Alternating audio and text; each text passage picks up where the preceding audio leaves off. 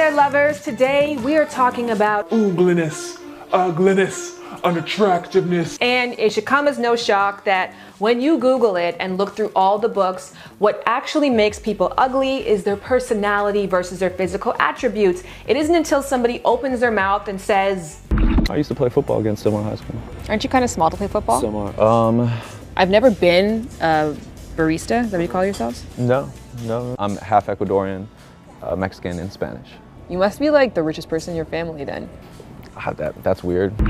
That our brain actually makes a final decision and says, yeah, that person is ugly. In no particular order, the first oogly trait is conceitedness. Now, conceitedness is an overinflation of self, of worth, and an emphasis on material value. Now, this is my general rule of thumb. Self-confidence is extremely crucial. So when I walk into a room, I tell myself, you strong, you smart, you's important, you are beautiful, you are capable. But common sense says, don't you ever say those things out loud. When you overvalue yourself, they tend to drastically undervalue you. For example, when you go shopping, you see a shirt that you like. Oh, it's like a dope ass shirt. You pick it up, see that price tag, and then all of a sudden you're like, this plain ass, boring ass, non-cut properly ass, bad sewn ass shirt. So when we see somebody who again puts himself on this pedestal, it makes us want to take our axe out and chop them right on down. This one is actually known as the anti-sex equation. Neediness and constantly questioning your importance in other people's lives.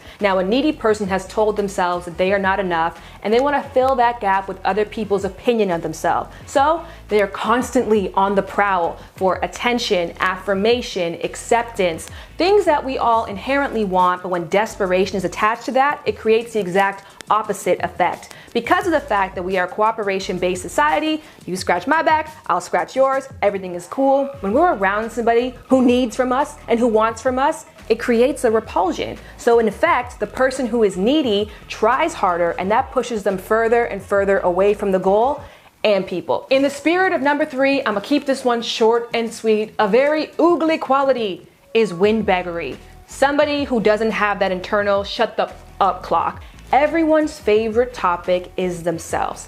Everyone's favorite question is, what can you do for me? So when we're around somebody who's completely oblivious to that and goes on and on and on about themselves or their interest, it again creates this severe desire to get away from that person and never return. Off the back of that is selfishness, narcissism, and cheapness. And I don't mean cheap like you want to save $1. Cheap like I want to save my dollar so I can go ahead and spend yours. Selfishness is about having an obsessive and exclusive concern with one's own needs and desires, not to be confused with self-fullness, which I actually believe in. And self-fullness comes from Maslow's hierarchy of needs that says, once all of your basic needs are met, you can then look onto the needs of others. Now, a selfish person, that staircase never ever finishes. They are constantly trying to get more. And last but not least is grimness. Somebody who lacks luster for life, lacks compassion for others because they fail to see the good in the world. Now, a grim person isn't necessarily a clinically diagnosed depressed person, but just somebody in general who complains a lot. Now, if you sense you might be on the grim side, perhaps it's a part of your sense of humor, I would definitely try to be mindful of that, because while a little bit of self-depreciating humor and negativity and sarcasm can be good, a lot of it can be extremely repulsive. And here is a basic and very simple cure if you do err on the side of grim. Forcing yourself to smile. This creates the exact same endorphins and neurochemicals in the brain to be released. A fake smile is just as good as a real smile. So if you do this for 10 minutes a day, you will automatically lift your mood and your outlook on life. In addition, it's great facial yoga and prevents wrinkles. So those are my top 5 oogly qualities. If you have one I didn't list, write it down below so we all get to know and steer clear from that trait. Also, here's where things get fun. I didn't just make this list. I went and tested it out. I went on a first date and I essentially enacted all of these characteristics to see if the person would still want a second date. So this is all a part of Sham Booty is Your Perfect Date Season 2. If you guys recall, Season 1 is where I went on 10 first dates without the help of hair, makeup, and wardrobe to see if I could create 10 strong connections with complete strangers. That season was a massive success, so we went on to Season 2, where every episode I'm trying out a different psychological experiment. On the first episode though, which is up right now, I did exactly what we just talked about. I made myself into my date's ideal physical type, which happened to be the actress Priyanka Chopra. But on the flip side, I made myself the opposite of the mental type. I'm half Ecuadorian, Mexican, and Spanish. You must be like the richest person in your family then. That's weird. That's a weird thing to say. Oh, sorry. I didn't mean to make you feel weird. I was the first to go to college. That's amazing. That makes sense. Wasn't the first to graduate though.